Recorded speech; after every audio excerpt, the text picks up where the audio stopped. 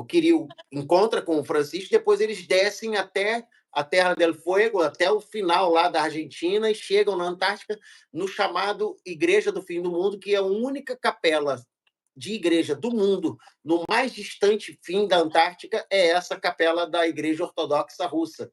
E tem fotos do patriarca Kirill, né? As fotos da frota, tem fotos dele encontrando com o Papa em Cuba, na mesma época, tem fotos dele que foram tiradas pelos próprios russos, dele fazendo os rituais lá, dizendo que era uma reza para a paz do mundo, mas quem tem as informações sabe que ele estava lá fazendo o ritual de colocar aquele artefato no lugar mais distante possível. Agora, você levantou uma questão, por que lá?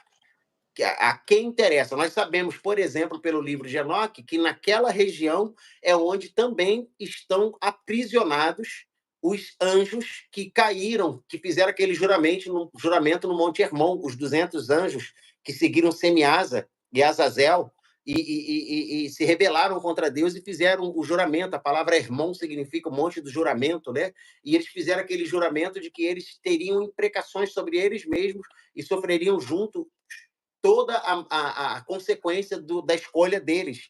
E por causa daquele juramento, depois que eles tiveram filhos com as mulheres, esses filhos foram ordenados por Deus de serem destruídos e eles foram aprisionados naquela região. Então não me espanta que eles vão para aquela região e enterrem esse artefato lá. Então tem alguma ligação, porque até as descrições que o Enoque dá de como era o lugar fisicamente, os relevos, eles, hoje, quando você faz um estudo na Antártica, você descobre que tem o mesmo desenho, né, que é dado no livro de Enoque, que, por sua vez, também, como eu falei, foi questionado muito durante a Idade Média e até o início do século XX, foi muito questionada a origem, a veracidade do livro de Enoque, mas foi provado pelos achados dos manuscritos do Mar Morto que ele era muito mais antigo do que parecia e que eles tinham sido preservados, as informações, na sua maior parte, foi preservada pela Igreja Etíope, como foi escrito. E existe, eu até tinha anotado aqui, não vai dar tempo, mas existe uma profecia dentro do livro de Enoque que é chamada Profecia das 10 Semanas.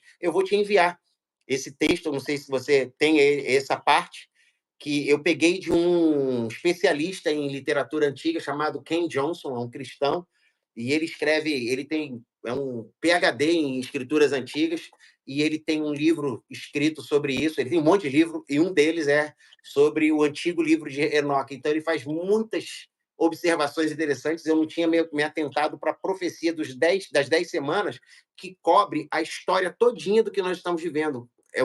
Daquela época, esse achado também, ele também foi encontrado no Mar Morto, junto à literatura de Enoque, explicando que as 10 semanas que aconteceriam, e até os acontecimentos que ele descreve são pequenos textos, não é muito grande, mas cada acontecimento que ele está ligado a um tempo da história. Fala de Jesus, fala do tempo, fala do tabernáculo, fala do dilúvio, começa falando do dilúvio, depois fala do tabernáculo, fala de Moisés, da lei que viria, fala do templo, fala de Jesus. Inclusive, entre os escritos essênios, haviam profecias que apontavam que o Messias precisava vir e sofrer um sacrifício, sofrer na mão do povo santo. E, assim, hoje os rabinos condenam os essênios como se eles fossem os depravados que matavam as mulheres, porque os essênios são o único grupo daquela época de Jesus que também acreditava que o Messias teria que primeiro morrer para depois voltar. Eles pregavam literalmente que estava em Isaías.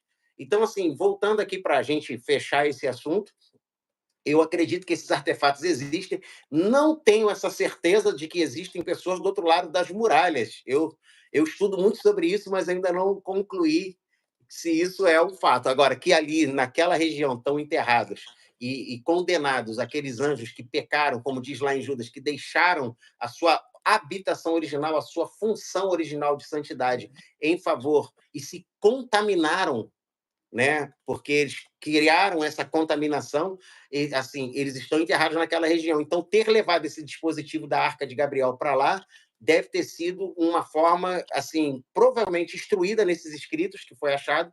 Caso houvesse alguma coisa, devia estar lá. Levem para esse ponto e deixem lá, porque vai estar lá junto de quem já está condenado. É possível que seja isso. Eu já tenho uma percepção a esse respeito por causa da baixa temperatura, né? E que deve Hum, provocar um resfriamento nela, ok? Por conta do aquecimento, né? Você vê que no local que ela estava numa profundidade que eles tiveram que escavar bastante, né? Para justamente não pegar a radiação do sol. Ela deve ser ativada pela luz solar. Né? Eu digo isso porque eu estudo um pouco dessa parte de quântica, de plasma, né? Então me deu bem essa clareza ali de que o frio, né? E a hum, incidência solar da Antártida ali, né? Que é quase que tangencial, ela estaria em módulo repouso, ali em sim, sim. módulo repouso. Agora, já que tu mexeu com os caídos, né? É importante a gente explicar para a galera que os caídos são depois da queda de Lúcifer, tá, gente? Isso É, já é um outro grupo, tá?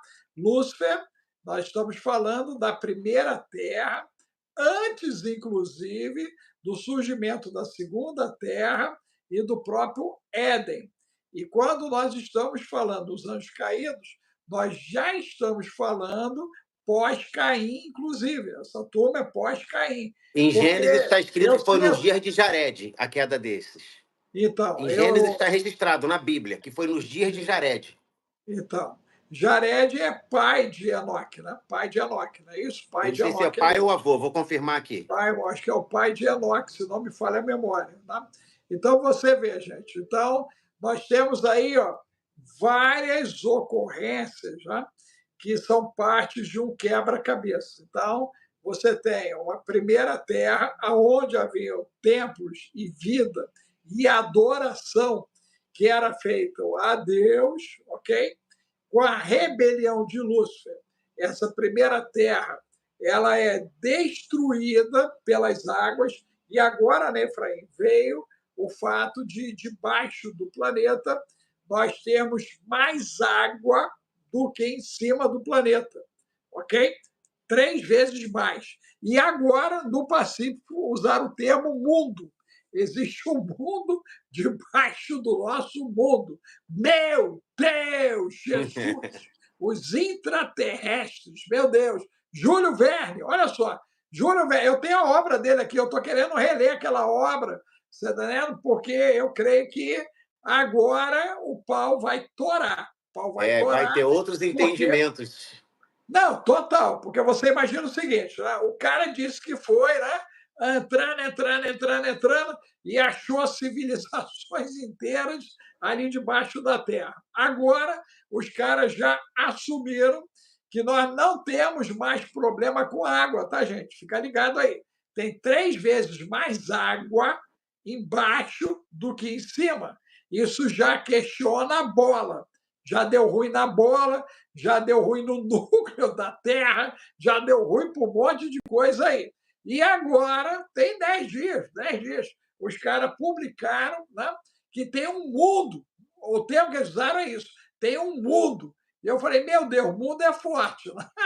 Tem um mundo debaixo da parada, e se não bastasse, eu acho que uns quase 10 dias antes, a NASA já tinha falado do universo paralelo também. É. Eu falei, meu Deus, eles querem pirar a cabeção Mas o que da está galera. acontecendo é que está havendo a convergência de uma série de conhecimentos que eram antigos, nas antigas civilizações, porque, segundo o que está escrito na palavra, no final dos tempos, o conhecimento se multiplicaria e as pessoas correriam de um lado para o outro. Você, quando estuda isso, quando você analisa isso do ponto de vista da revelação, você descobre que conhecimentos que estavam ocultados, a maioria, seriam trazidos à tona nos últimos dias, no tempo do fim. Então, não é de espantar que eles estejam fazendo descobertas ou publicando as descobertas. Por quê? Porque eles precisam publicar porque elas estão se manifestando. E nós estamos passando hoje por algumas, vamos chamar, situações, mas que são assim alarmantemente perigosas para o conhecimento que nós conhecemos como tradicional, porque uma das coisas que mantém a sociedade e a civilização calma é que nós recebemos uma herança de conhecimento histórica, de que as coisas são assim, então isso mantém as pessoas como que estivessem bem, porque elas têm domínio. Quanto menos conhecimento a civilização tem do seu mundo, mais ela corre o risco de se autodestruir.